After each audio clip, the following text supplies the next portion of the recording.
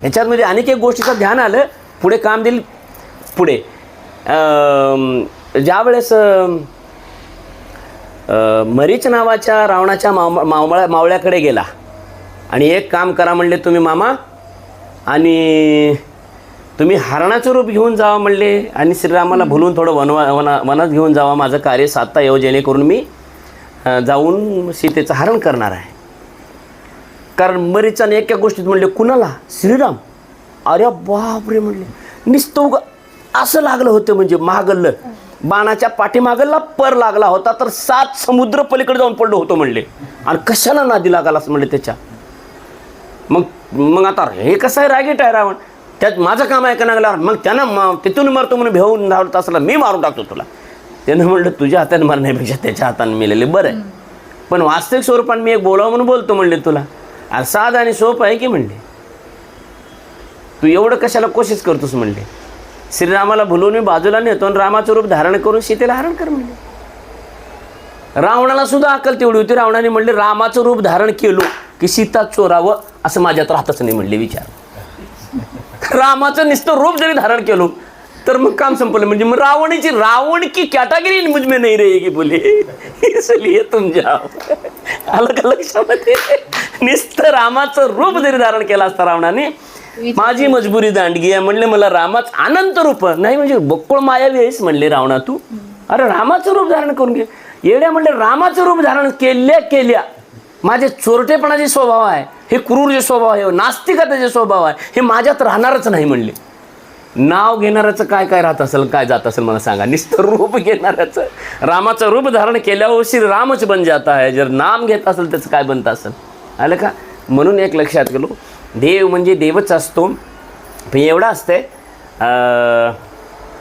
X prime minister and running prime minister, what is the different? कुछ नाही आहे different. अधिकार तेवढाच होता ज्यावेळेस पदवीवर होते. पदवीवर अचीव झाल्याच्या नंतर ते प्राईम मिनिस्टरच आहे, पण बट एक्स प्राईम मिनिस्टर, पण व्हॅल्यू तेवढंच आहे त्याचं. बरोबर आहे का? त्यांनी मेले तरी त्याच्यावरच तिरंगा झापला जातो, आणि आज रनिंगवाला मेला तरी त्याच्यावर काही जास्त नाही, तिरंगा झापला जातो. कळलं? लक्षात बसलं? एक्झिट तसंच आहे. अवतार कार्य संपल्याच्या नंतर तो अवतार कार्य त्या ठिकाणी रद्द होतो. आता माझं काम नाही, आता पुढच्याचं काम आहे. नेक्स्ट प्राईम मिनिस्टर म्हणजे पुढचा अवतार आहे. पण होऊ शकतंय मागल्याचा अनुभव घ्यावं प्राईम मिनिस्टर रनिंगवाल्यानं, तर आणि चांगला देश चालवता येतो. त्याच्याकरता हे आलेले अवतार, मागे राहिलेला जे उरलेला अवतार आहे त्यांना जाऊन विचारतात की देवा काय करू. त्यांनी म्हणले विष्णू धनुष्य घेतल्याशिवाय तुला हितल्या बनवलेल्या धनुष्यानं रावण मरत नाही म्हणले. हे घे.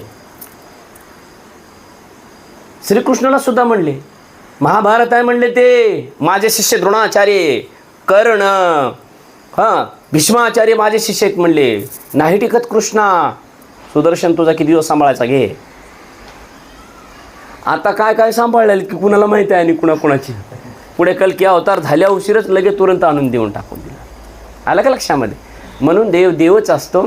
सर्वच काही कळतं, पण काही ठिकाणी आपणाला कळत नसलं आणि ते काही केलेलं कार्य असेल तर आपण काय म्हणायचं त्याला, आपल्याला कळना गेले की लीला म्हणायची. आपल्याला कळना गेली तेरी लीला तू तो जाने मैं तो बस इतना जानू, की हे लीला आहे तुझी, कारण आपल्याला कळना गेलं. आणि जर आपल्याला कळून औदार्य खूप मोठं दिसलं तर हे कला आहे म्हणून समजायची असते की देवा वाह काय कला आहे तुझी. आलं का? कला आणि लीलेतला फरक कळावा. जे आपल्याला कळलं आणि कळल्याच्या नंतर काय आडंबर आहे म्हणून वाटलं आपल्याला की त्यावेळेस काय म्हणायचं, कला. काय कला केली देवा, काय नटलं रे चालीस, वाह कब बना पार्वती और कब बना शिव पता ही नहीं चला. हम किसको कहे शिव या किसको कहे पार्वती, किसको कहे राधा हम और किसको कहे कृष्ण. वाह वाह, कळलं का? आणि मग आणि आपल्या डोक्याच्या वरी जर त्याचा विचार जात असेल तर मग म्हणून समजायचे की बाबा 6 महिन्याची रात्र, इथं दिवसाची रात्र करणं होईना गेलं माणसानं. 6 महिन्याची रात्र केली. वा वा वा वा वा वा. मग ते दिवस निघाला असेल का नाही, सर्व्याकरता निघाला असेल का, तेच आंधळे झाले. मग तिथं असं होईल की मांजर पित्त डोळ झापून म्हणजे दुनिया झापली म्हणले, असं थोडी झालेलं आहे. नाही बाबा, हे काहीतरी लीला आहे, ह्याच्या आपल्याला आपल्या डोक्याच्या बाहेरच्या, हे प्रभू तेरी लीला आहे. बस. अध्यात्म म्हणजे एक आहे. 2 स्वरूप सन्मुख जर आले तर एक रूप होत असतात आणि तिथं सर्व आसूर होत असतात. काही गुप्तगु असते, काही चुफे रुस्तुम असतात. प्रत्यक्षामध्ये समजून घ्या, हेच विष्णू आहे म्हणून जर कळलं असतं तर ते रावण सारे लोक सर्व शरणागत झाले असते आणि कोणी युद्ध केले नसते, देवाला वाटलं असतं मायला जन्म घेऊन फस गया. कशाला जन्म झाला माझा, नुसतं बायको करून लेकरू जन्म देऊ का? अरे मला युद्ध करायचं होतं, दंडकारण्यामध्ये 13 वर्षाचा वनवास बघायचा होता. हां, मी म्हणजे साधू संतांचा मला उद्धार करायचा होता. म्हणून काही जे अवतार कार्य असतात ना, ते गुहेच ठेवलं पाहिजे. म्हणून तर म्हणतात की देव एवढा गुप्त असतो, आणि त्या गुप्त असणाऱ्याला ज्याने ओळखला त्याला म्हणतात ओळखीला हरी धन्य तो संसारी. असा कसा ओळख दिला? अरे ओळखल्यावर तर देवाला सुद्धा झोडपून त्याची लक्ष्मीला ओढून घेऊन जातील लोक. अरे लक्षामध्ये म्हणजे एवढे म्हणजे असे उग्र लोक आहेत म्हणायची गोष्ट आहे. तर असं आहे. म्हणून चुपे रुस्तम काही गुप्तगु असतात, आणि एक्झिट ते बरोबर आहे, जेणेकरून कळत नाही असा विषय परशुराम भगवंताकडे लागू होत नाही. कारण भगवान परशुराम आहे त्यांचे, भगवान बौद्ध, भगवान श्रीराम, भगवान परशुराम, हे नावं भगवान उगते का बेटा? देव तो हजारों करोड़ों में मिल जाएंगे, 33 करोड़ तुम्हें देवता मिलेंगे, लेकिन भगवान तुम्हें नहीं मिलेगा. भगवान तो सर्व देवाला कुठून एका ठिकाणी रस काढून गाळल्याला जे थेंब आहे त्याला भगवान म्हणतात. आता पुढे काय सांगायचं आहे तुला? सर्व देवाला कुठून पार रगडून करून त्याचं अमृततुल्य रस काढल्याच्या नंतर एक थेंब जे गळतात ना, त्याला भगवान म्हणतात. पुंडलिक वरदे.